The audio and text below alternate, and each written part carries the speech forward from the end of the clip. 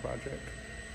I am going to go into a bit of detail with this conversation about the struggle of our youth athletes in high school sports, the miseducation about the weight room being involved, the physical preparation of our athletes. I believe this is a pertinent issue that directly needs to be addressed. Currently, I'm a director of strength and conditioning at a Division II school in North Carolina. I deal with a great deal of freshmen, obviously coming from high school, and even some junior college transfers who are not prepared for the physical preparation or need for their respective sport. And I really believe that this is a great issue that will constantly be addressed. And I think it has a lot to do with the parents. So this video is looking to reach to you, to our current coaches, athletic coaches in middle and high school, and even to some of our trainers, personal and performance trainers that our athletes may be receiving instruction from. Okay. First thing, from our first topic, is from the Journal of Issues in Training Youth that impact high school athletic preparation. Okay, issues in training youth. This article definitely spoke a lot of, gave a lot of information directly to what I believe and what I have seen. Okay, when it came to concern topics of injury, lack of consistency, I've seen a great deal of college athletes get here as freshmen, and they do not want to play anymore. Whether it's the training, the rigorous schedule, the preparation, the demand, learning the game. Some athletes find out they get to college, they don't know the game. But this journal definitely stood out to me as far as my first article to discuss, and that is early sports specialization. Okay, I do have a son that is 4 now, a daughter that is 1. At this point, I shouldn't be putting one basketball or one ball in his hand more than another. He needs to be introduced to all dynamics. In actuality, a lot of the athletes start off with their soccer, which develops the speed, the agility to change direction, communication, with team effort, and cognitive and motor learning skills. Okay, we want to open the athletes up to things that are not as specialized. Yes, they may idolize a game, but if they find out that the parent likes that athlete, or the parent likes that sport, that they may be more apt to like it for love. So psychologically, they may be more tuned to receive what the instruction that you're giving, if they think that's the way that they'll be loved, or if they think that's the way to your heart, okay, or affection. But early sports specialization, I think, is directly within the home. It's hard to believe that a 3 or 4-year-old says, hey, I'm going to be Michael Jordan, I'm going to be this. They have to be introduced to that, okay? Michael Jordan is not a name that they're hearing, or rather a name that they're thinking about on their own. They have to have heard it, they have to have seen it, and again, connecting it to, is this the love that I received from my parents? Is this what my parent likes? This is what I'm thinking about doing, and then they're pushing that more than anything else, okay? Childhood obesity is a major issue. We already know about fast food. As far as I'm concerned, America is the first and probably main country that puts meat in between bread. I think we have found a very fast way to jump into processed foods that are quick, convenient, and cheap, instead of things that actually take time, that are simple. I know within my household, we actually have walked away from a couple of food items, and we've changed some things in our children's diet, given the health concerns we had with having my daughter.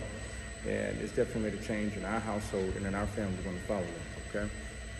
And decreased time spent in physical education. I know this was an argument many years ago when we found out physical education was being decreased and more to just health class, or PE was kind of considered just a playtime, a free time, and how they have minimized that, which has kind of connected our athletes to not just being obese, but also being lazy, and that we have, in some shape, form, or fashion, created a demographic connection to what sport or what athletes are produced for what sport and where. Given, for example, if you're in public education and you're in a position where physical education is not necessarily imposed, it's not enforced, or it's just recessed, instead of teaching you about physical education or testing you, now it's something that you could just say, here's the ball here, you can use your phone at this time. What we're dealing with is, okay, you are not actually learning physical education. You are not challenging your body. You are actually just in a time to have free time. And when it comes to physical education, we start looking at it as just a time of free, a time of no concern. This is my time to get away and talk. We have to elevate this physical education, okay? From the teachers, what is the knowledge that they're learning, and how are they designing a visual? What are they showing, or what are they teaching It's actually helping our athletes or youth, let me say that, understand the sport. I believe there's a sport out there for every athlete. I was a high school track and field coach, and I used to tell that the high school athlete coaches, the athletes rather, in high school, that there is an event for every person. If you can't run fast, there's an event to run slow. Okay, if you can jump, there's something for that. If you can jump long, there's something for that. If you can throw something, there's something for that. There's something for you within that sport of track and field. And that was one of my selling points, and it went from 25 people involved to the year I became a head coach, I went to like 88. Okay, and I was really excited about what we were able to accomplish.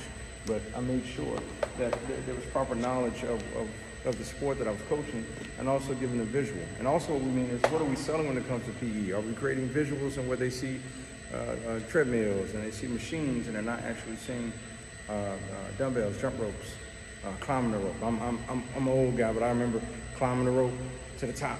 How long did it take you to get up there? How many push-ups could you do? How many sit-ups could you do in 60 seconds? These things need to return. These are the evaluations, some of them call the YMCA fitness test, but this really helped us know. Also, that can give us an opportunity for school to help with individuals with disabilities, individuals that may have some issues, right? That we're actually putting things or testing things that are going to help us be aware if there is an ailment, if there is a problem, if there is an injury. So we have to understand that it did more than just a fitness assessment. It helped our high schools when it came to athletic competition. It helped coaches when it came to getting individuals involved, because studies show that high schools that have more individuals involved in athletics typically have less issues when it comes to behavior, when it comes to even grading and performance in the classroom when they are involved in something, okay? So what we end up here is they are ill-prepared for the demands of the sport. I'm dealing with that when they get here in college, so this is a true statement. Okay, decreased time in PE, no knowledge, child obesity, early sports specialization. They come here freshman year, by sophomore year, they don't want to play anymore. Okay, and I've definitely run into that. The next thing, our next topic we want to discuss, approaching physical preparation for youth. Approaching physical preparation for youth, team sports. Ages 10 to 14 is ideal for cognitive and motor skill development. Learning right and left when it comes to running, learning how to change direction, learning how to slow down, how to explode, how to land. Ages 10 to 14 is ideal for that, okay? We sometimes start sports specializing in between the ages of 5 to 8. And by the time they need to learn everything and their body is prepared, they're specialized too much, too soon, too early, and they're missing the other movements, the advanced movements, because they have already done in some way, form or fashion, advanced movements too soon, and they're not ready for it. Okay? And because they are not ready for that move, they spend more time focusing on moves and the way something looks instead of development of themselves as an athlete. Secondly, sometimes one sport can simply lead you to being great in another sport. Hard to believe that at 4 or 5 years old, you'll know that, okay, this is a sport I'm going to be playing, okay? 1/3 encounter injuries, whether ankle, knee, or back pain, lumbar, spine, when it comes to youth development, and that is because of the early sports specialization that's connected, and also inadequate physical preparation. So here it is again, where we see two different articles saying you're prepared for demands of sport and inadequate physical preparation, okay?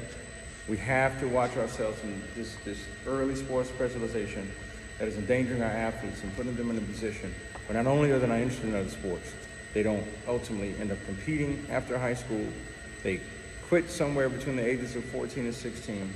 They become preoccupied with other things, and commitment and character is also questionable, because now I don't really want to understand team concept or giving an opening up to other people. I don't want to do it anymore. I've been doing it since I was 5. I want to quit when I'm 15. Okay. And lastly, quadrennial planning for the high school athlete. Now, this was a different article for me because you do have to plan things. Macro cycles are usually your yearly plans, and what this author was saying was that if you completely plan freshman, sophomore, junior year, then by senior year you can have a phenomenal experience. Now, he does have a great point here, but what we take from when we do a complete macro cycle is we may be putting everybody in the same parameter of training, and there may be different talents, gifts, and abilities. We have to acknowledge the fact that the athlete may be different than another athlete. And a whole year outlook, we should break it down, I believe, into 6 to 12 weeks. Okay, 6 weeks would be half a semester, 12 weeks full semester. So we're making sure that given an assessment, reevaluation, and proper planning and procedure, which connects to my first topic here about the knowledge of teachers and PE teachers, which teachers are coaches in most cases and points, that we're properly developing them at the right time. Speed, running technique associated with powered optimal strength. The reason I'm putting out speed is because the name of the game is speed. I remember coming up, you had to be tall, you had to be big. Nowadays, you have the smallest athletes in every sport. Speed, speed, speed. We cannot undermine the development of optimal speed. Speed must take place and have its way. And again, start with the end in mind. Motivation, commitment, and character. Who are we working with? Who are our athletes? How will they be receptive to the instruction that we're giving? How will they be receptive to the challenge that we're placing upon them? And do we properly understand the plans that we need to put in place? That's a short synopsis and video of some of the research that I put together, some of the things I've actually experienced personally, and hopefully you've enjoyed it. Thank you.